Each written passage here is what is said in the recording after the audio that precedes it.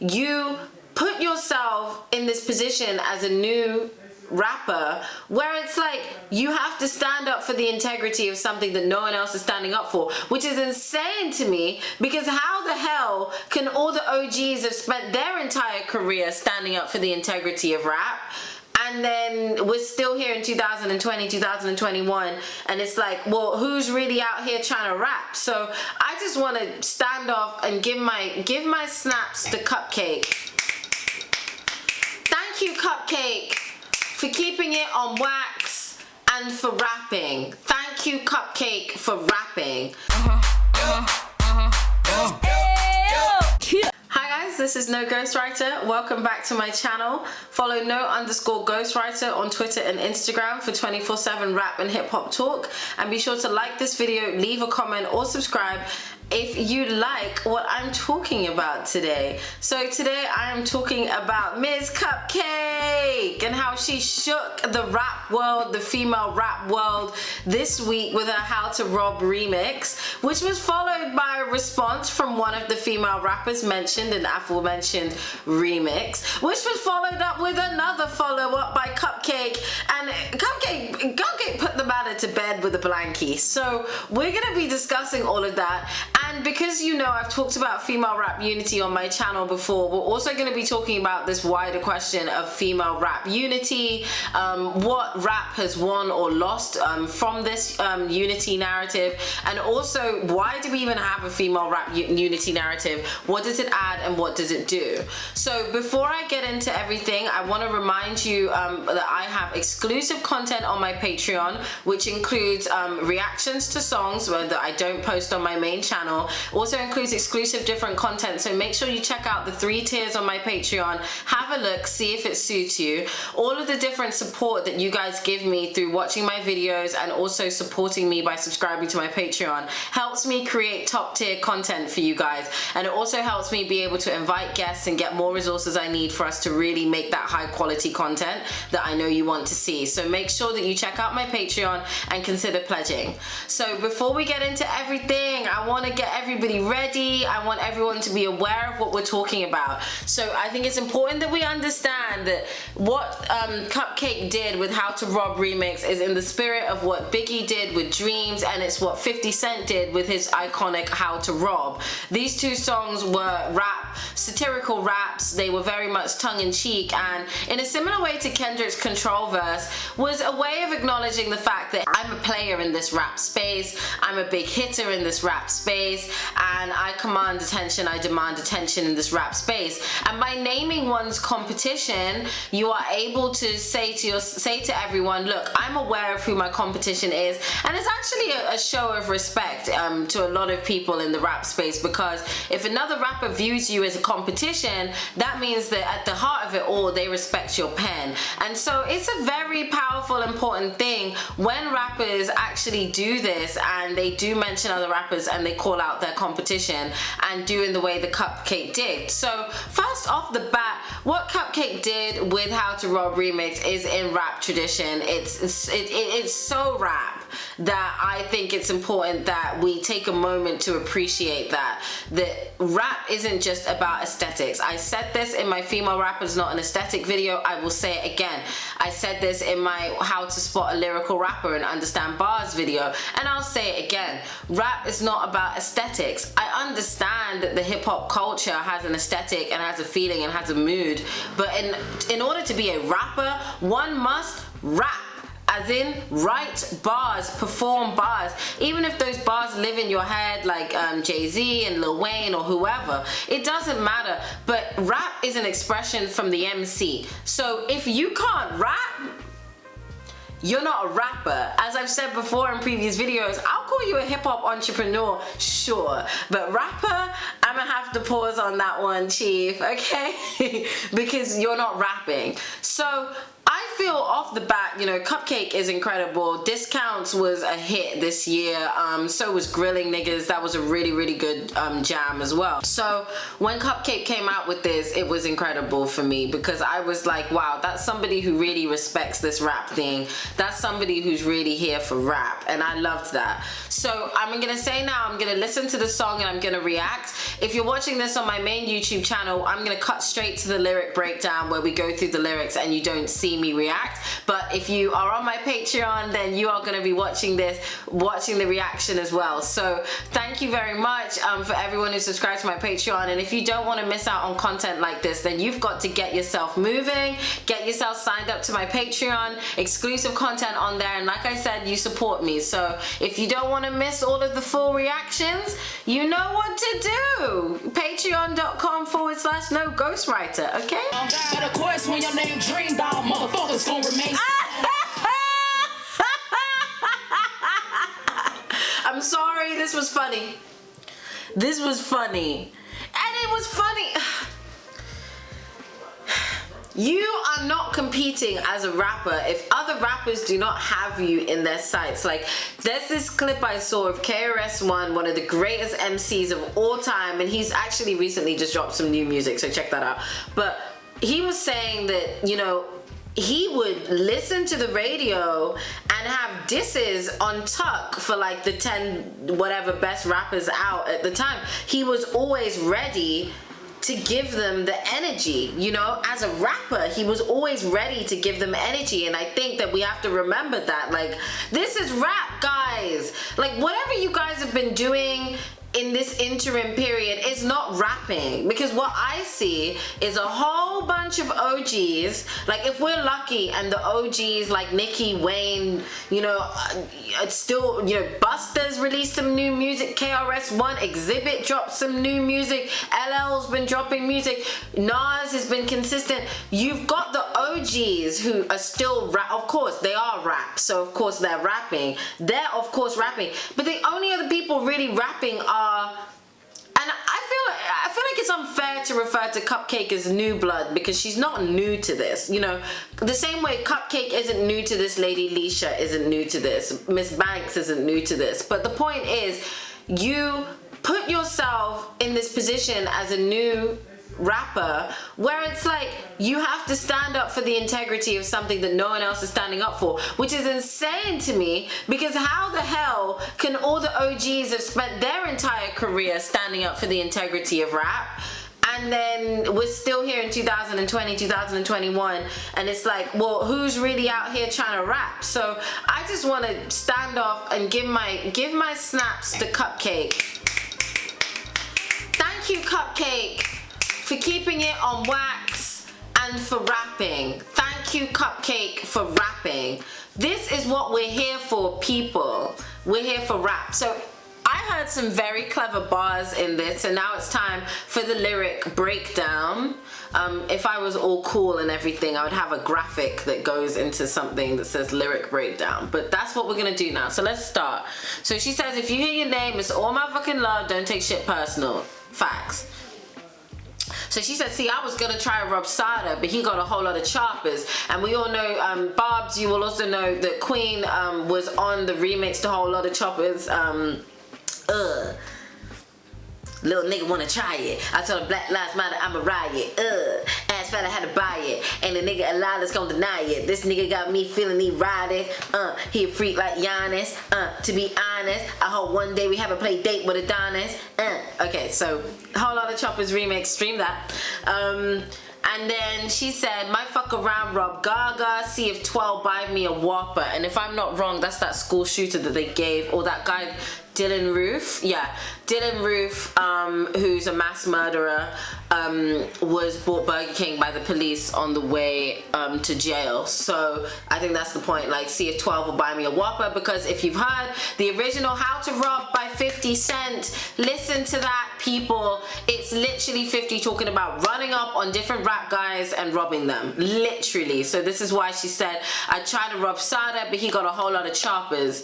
And so that's a play on, like, you know, she was gonna try and rob Sada, Sukihana, but oh, he's got a whole lot of choppers, so he's strapped. Might fuck around, rob Gaga, see if 12 buy me a Whopper, so the police gonna buy her a Big Mac if she like shoots up all these people. I'ma run up on the Migos, shoot him like a free throw, nigga, I'm so unbothered. So that's just a good little rhyme scheme there, because she said, I'ma run up on the Migos, shoot him like a free throw, Migo, free throw, nigga, I'm so unbothered. And because she flips that flow at the end, she's rhymed, nigga, I'm so unbothered, with my fuck around, Rob Gaga. So she's kept that rhyme scheme. So she's done. So she's kept Rob Gaga, Whopper, unbothered. So she's kept that sound there, which I think is really good. Drop Offset body in the jungle since he wanna be a cheater. Forgive me, little father. So that's a play there. So Offset is known for his public infidelity, but also a cheetah is a animal. It's a big cat in the jungle. Well, not in the jungle. It's in the savannah or the Sahara, if we're being specific. But sorry, the savannah. But let's move on. So she's saying, I'll drop Offset body in the jungle since he wanna be a cheetah. So cheetah is in reference to its adultery, and also in reference to the animal which lives in the jungle. Okay, forgive me, little father. So she's saying, God, please forgive me. And she's also saying, because Offset is a father, so you know, you see what I mean. Okay, I can make Wiz Khalifa just choke off a Newport. So Wiz Khalifa is known obviously for smoking that ganja. And so she's saying, I can make Wiz Khalifa just choke off a Newport, which is a brand of cigarette. So she's saying, I can have this stoner guy that smokes all this weed choking off of just a simple cigarette. Is that Tory Lanez or is that Too Short? Shout out to Too Short, he's a rap OG. Random, but listen to this song called Get Your Money by this artist called Mitch. It's got a Too Short verse on it, and I thought it was really good. So she's saying Tory Lanez is short, Too Short is short. So she's saying, is that Tory Lanez or is that Too Short? And that, you know, that's the game. Stash the Stack from Young M.A. up in New York. So that's Young M.A. Catch Lizzo, drag her out the food court. Okay. I don't endorse any body shaming, but I do know, you know, CupcakKe herself was, you know, plus size, and I don't know whether she still would think that she's plus size, but you know, she's had a change in weight and she got herself there with dieting and exercise and various things. So, you know, I don't know whether, I have no place to speak on that bar, okay? So I'm gonna acknowledge that there are people who may feel some way about that bar. That bar could be seen as hitting below the belt, but because, I don't know, I personally don't want to pass an opinion because I don't want to offend anybody. So I'm just gonna say, it references Lizzo, it's tongue-in-cheek, it's satirical. And you know, ain't shit to catch Lil Baby, all I gotta do is have 1-2 hoes on deck. I don't know if this is reference to him cheating or something, but that's Lil Baby. Running through your party just so I can find Cardi, like, bitch, I'm finna give you your old teeth back. So on Bodak Yellow, Cardi's breakout hit, she said, got a bag and fixed my teeth, hope these hoes know it ain't cheap. So this is what she's saying, I'll run through your party just so I can find Cardi, which is also a reference to Bartier Cardi, where she said, I think you want to party with Barty, or you want to party with Cardi. So that's why she said, running through your party so I can find Cardi, like, bitch, I'm finna give you your old teeth back. So she's gonna bust her up so bad that she gets her old teeth back.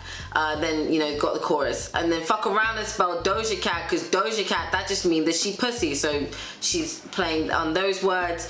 Who the fuck is this bitch named Suki popping up when promoters can't book me? Since you love to be on OnlyFans, I'm the only fan at your show. What's goody?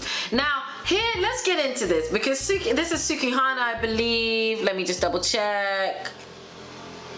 Sukihana, Suki. Sukihana, or Suki, is a rapper and social media star, best known for appearing on Love and Hip Hop Miami. She has an account on OnlyFans. The reference to CupcakKe being the only fan at her show also ties in to the next line about rapper Lil Durk reportedly buying every ticket to a Quando Rondo show in Atlanta because the empty chairs meant the show had to be cancelled. So the next line is Lil Durk about a whole show out, blow that motherfucker down in the middle like where you working. Okay, so she's tied that next line. But the Sukihana line is relevant because Suki actually responded to this.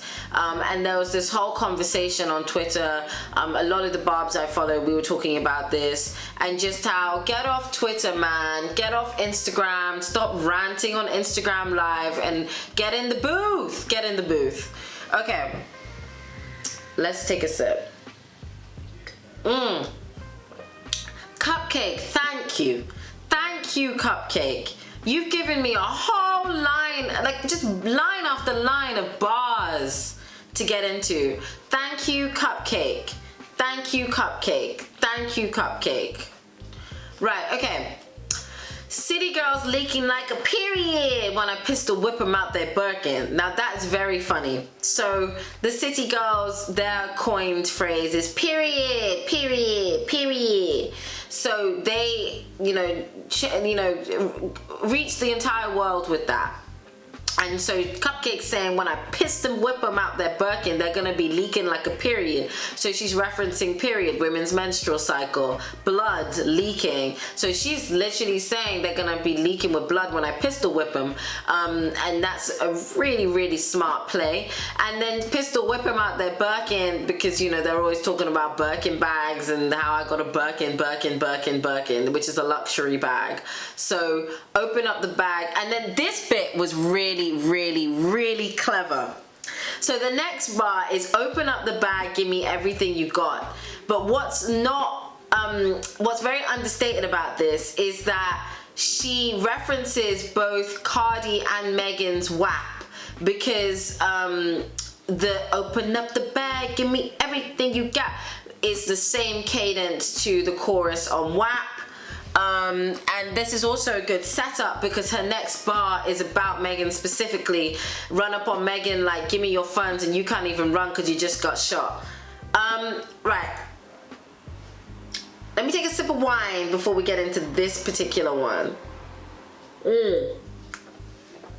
Now I heard this and I thought to myself, two things. On the one hand, Megan really actually did get shot. Like, that's not funny. Like, we really shouldn't joke about that. But then on the other hand, it's such public information that this is like a comedian making a joke. Like, I can imagine a Chris Rock, a Dave Chappelle making this kind of a joke. And that's what I think makes CupcakKe so smart, because this is the kind of commentary and satirical humor that you could only really have in rap music. Because if anyone else said this would be really effed up. Like, just effed up. But the way CupcakKe does it is so good.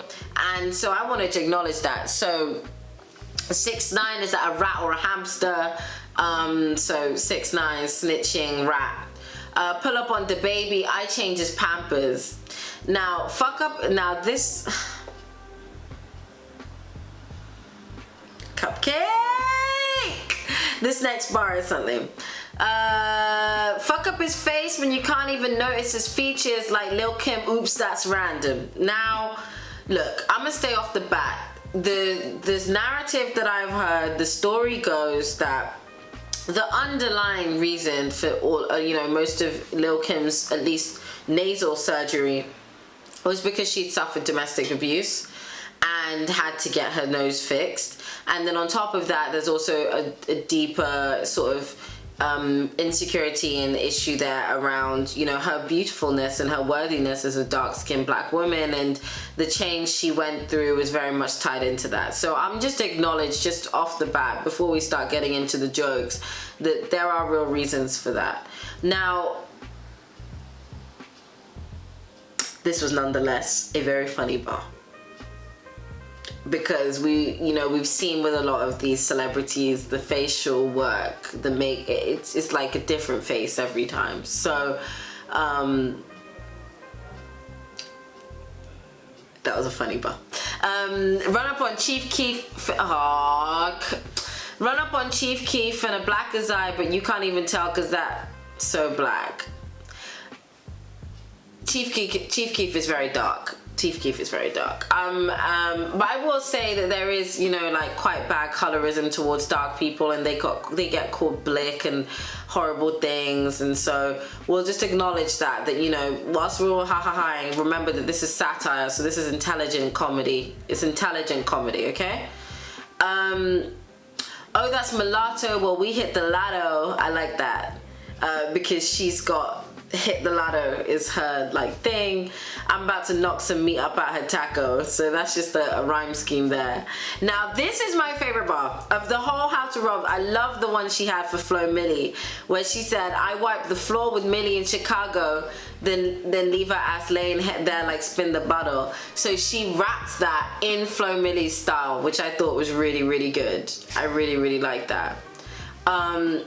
And then she said, your music terrible, bitches unbearable, might want to switch their flow as we speak. But of course, when your name Dream Doll, motherfuckers gon' remain sleep. And that was the end of it. Cupcake, well done. Well done, Cupcake. This was really good. Look, it entertained me. It was enough for me to sit here for 20 minutes and go through these lyrics and talk about them. And I think that's the point that we have to remember is important with rap. We have to be able to actually sit down and digest this material without falling asleep.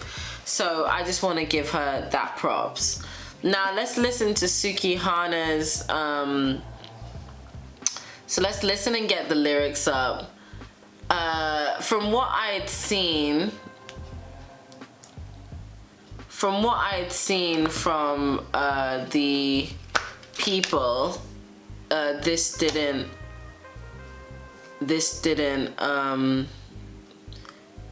slap. So we've got so I saw Sukihana talking about this and on Twitter, and on the one hand, yeah, was I happy she got into the booth?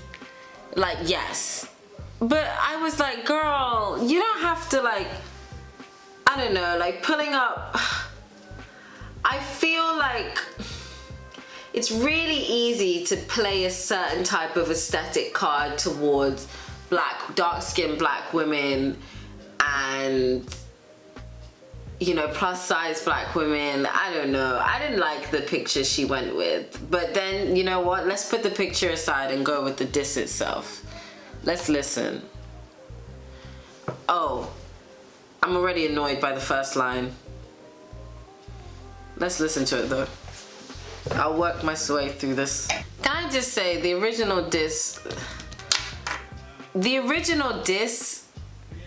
was like a 1 minute 40-second song, of which Suki had 2 lines. I know respond. I mean, respond in a verse. Respond on a song. But we are 3 minutes and 38 seconds in and you sound hurt, sis. But I will say that I do enjoy her flow. Given other subject material, I think she sounds really good. I like some of her. She's listened to her Nicki because she's doing this sort of like I think bitch, tell me what's wrong with you. How I even want to try to do the song with you. Like I like that, like going back and forth. I think, you know what, like I do think some of her it's a bit weak. Like it's a bit weak. You're going at the bitch because you like, okay, if you're gonna say a bitch is ugly, that's fine, but it's like, bro, let's do this. Let's spit. I want to hear about you. Like, I get how to rob. And How to Rob Remix is very much about the person narrating what they're gonna do to these people, but I want to hear about you. And so, but I will say this sounds good. I'm just saying she could have had this impact if she'd have done intro, hook, verse 1, which was a long verse, interlude, end. Like that would have been sweet. Like that would have been sweet. But if I'm here on verse 3. Girl, I'm on verse 3. Why? Why? You didn't need to do this. Give her something cute back. You know, just spit something cute back. But let's go. It was okay, but she sounds hurt. But one thing, Sukihana, you're about to get these snaps because this was in the. You went into the booth and you dropped this fast. I thought this was a little repetitive, But overall, you've got bars. I do believe Sukihana has bars. She sounds very good. I'd like to hear something else from her. So, because my good sis CupcakKe wasn't, she said, CupcakKe said, I see a couple rap bitches on the menu, but I collect 100,000 with the venue. I'm power bottles of my team, young money with a death to me. So let's go. So this is a response to the response. The gag is by CupcakKe. Let's go.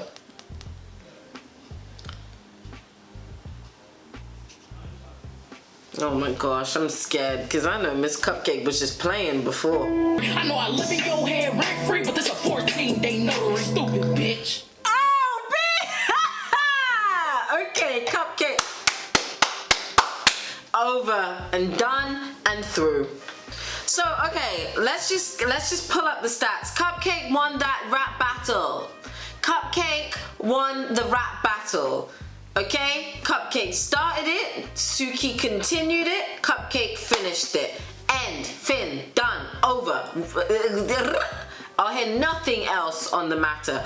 Yeah, CupcakKe is seasoned at this, and you can tell. But I want to talk about the theme that both of them referenced here, the whole concept of, we're supposed to be uplifting each other. No, women in rap, you do not have to. Uplifting each other, of course, we should just support each other, period. Like, but this is rap, and the unique thing about rap is that it's about you. And I feel like women are socialized into caring a lot about what the world thinks about us, but rap is about you. It's your freedom of expression.